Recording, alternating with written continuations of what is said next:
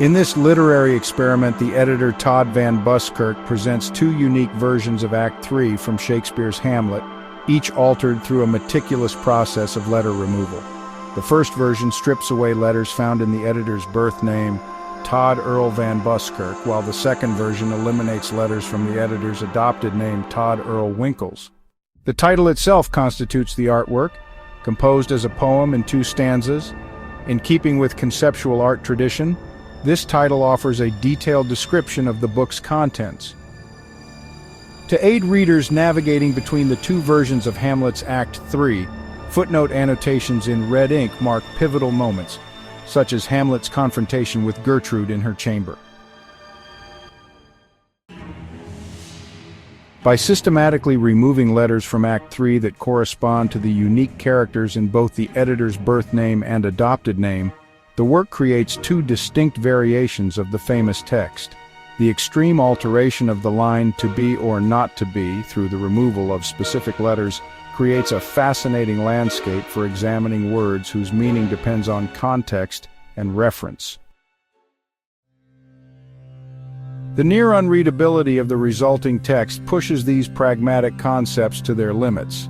In the famous soliloquy, the pronoun he is clearly Hamlet. However, in the altered text, personal pronouns are partially or completely obliterated. For example, the pronoun he is removed except for the letter H. In a past interview with Van Buskirk, it was revealed that his father died and was replaced by his father's friend, who became his stepfather, corresponding to Hamlet's situation where his father was replaced by his uncle.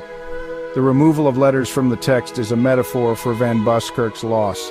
The text loses key components, vowels and consonants, leaving gaps that are filled by something familiar yet different.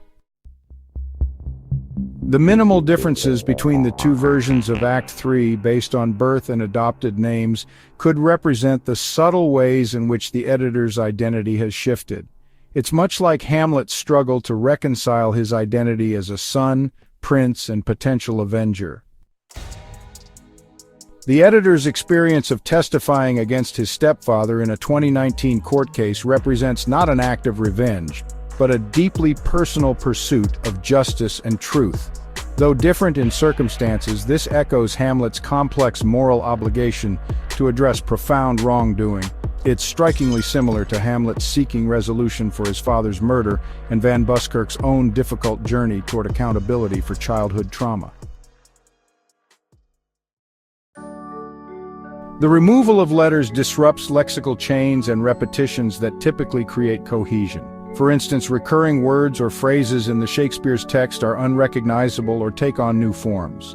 The removal of letters creates a form of forced ellipsis, where we must fill in missing information parallel to the editor's experience of having to fill in gaps in their personal history or family narrative.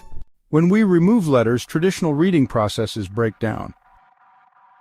We cannot rely on usual strategies like contextual clues or word recognition, as even basic words are unrecognizable.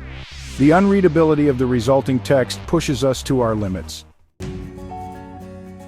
This constraint transforms the familiar text into a new linguistic landscape. By removing specific letters, the author not only creates a visually distinct text, but reflects on the nature of identity, language, and the malleability of classic works.